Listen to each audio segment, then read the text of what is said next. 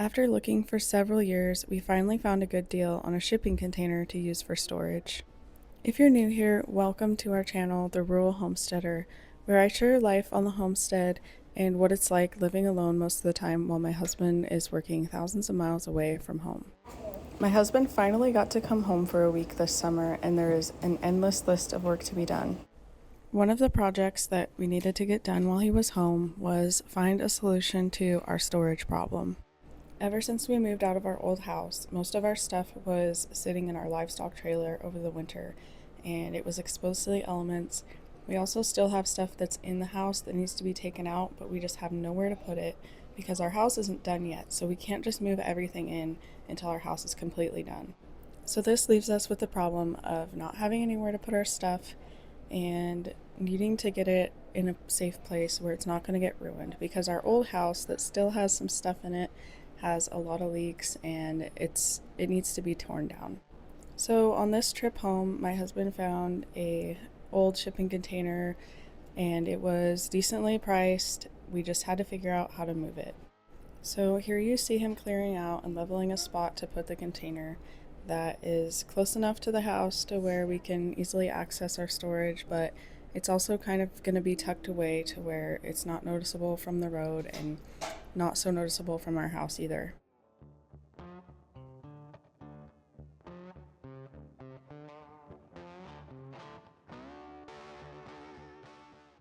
Yet another quick and easy job for the skid steer. I think he got this done in about 45 minutes to an hour, and he made the perfect spot to put the container tucked into the trees, nice and level. I know my husband will take any chance that he can to do some work in his equipment, as it is one of his favorite things to do, is work in the dirt. But this was the easy part. The hard part is actually finding a way to move the shipping container. Where we live, there's not any companies that do this kind of work. There used to be, but they have all went out of business, and it's not just an easy thing to move. Luckily, we have the equipment to lift it onto a trailer. We just have to find a truck and trailer to haul it over to our house. Luckily, it's only about 10 miles away from home, so it doesn't have to go far. We just have to find somebody who's willing to help us move it.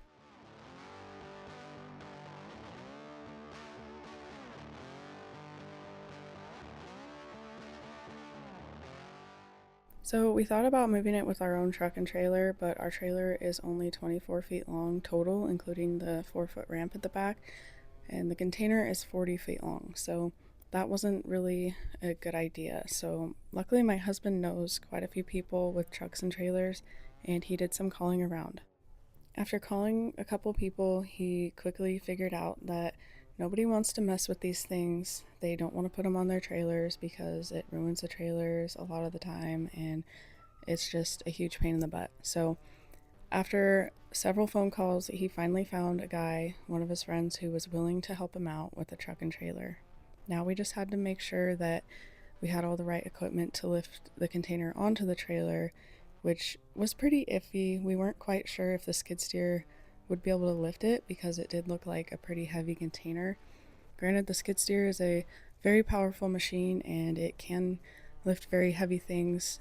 When you put it next to a 40-foot long shipping container, it just doesn't really look like it would easily lift it onto a trailer, but it's what we had, so we had to see if we could make it work.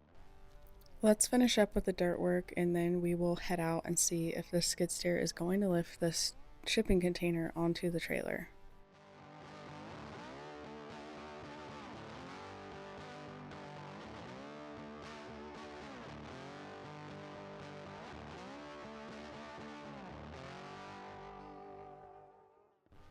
We're just finishing up and trying to fill in some low spots here.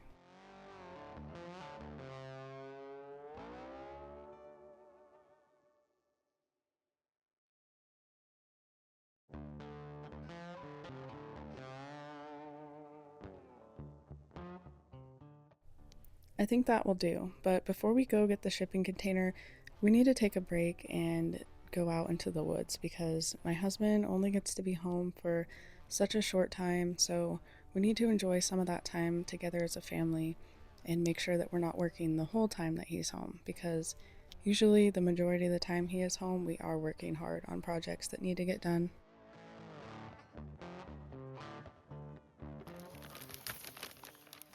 I don't think it's so many leaves.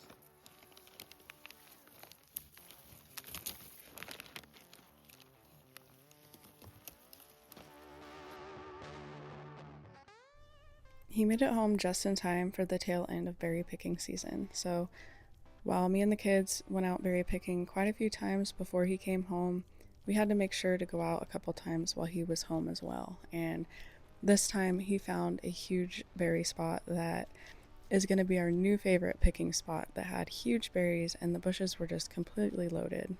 Since we got some family fun time in this evening, this next morning, it's time to get up and see if we can go get this shipping container loaded on a trailer and brought up to our house.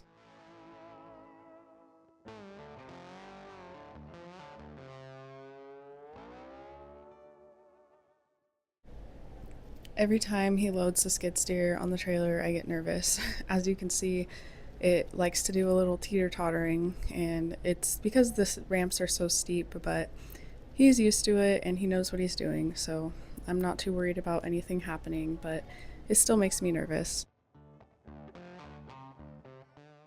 Unfortunately, I didn't get any footage of the actual lifting onto the trailer part.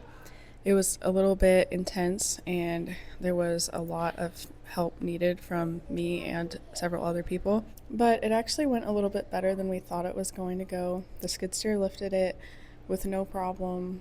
We just needed a little help from a tractor on the other side just because the forks weren't very long on the skid steer, but as far as lifting power, it did great. And here you see we had to try to scoot the trailer over with the skid steer to make it around those trees. But other than getting through the tight spots, we didn't have any issues getting it home. And now it's time to pull it off the trailer with the skid steer.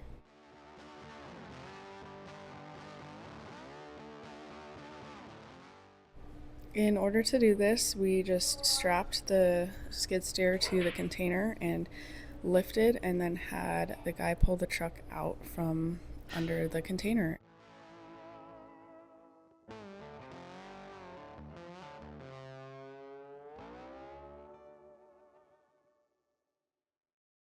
If you've watched some of my other videos, you may have noticed by now that we tend to do a lot of sketchy things that could end up in precarious situations on the homestead, but that's just part of living life out here and living this lifestyle altogether. There's a lot of things that we have to do to survive that a normal person wouldn't have to do, and we are so far out from many resources that it's not just something that we can call up some company to come and do for us. We have to figure out how to do things on our own most of the time. So that's what we do, and most of the time it works out for the best. Occasionally we do have our hiccups, but most of the time we're able to get the job done with, of course, helping hands from our wonderful neighbors and friends.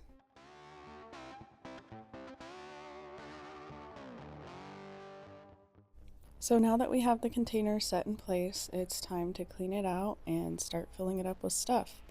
We have already started working on getting stuff out of our trailer, but we did run into a problem with that as well.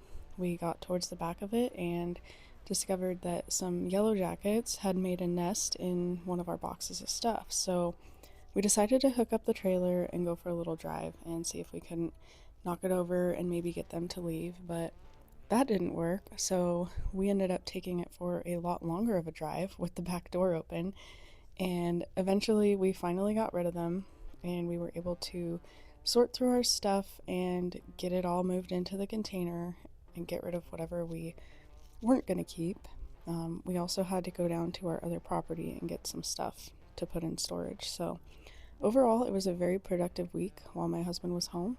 And while we did spend most of the time that he was home working, we did get a little bit of time to enjoy ourselves. And now a super big project that we've been wanting to get done for a long time is out of the way. So hopefully in the fall, when he gets to come home again, we can finish clearing out our old house and finally tear it down. Thank you so much for watching, and if you enjoy my videos, please leave me a like and make sure you subscribe. Leave me a comment if you've ever had to move a shipping container on your own or if you've ever helped out.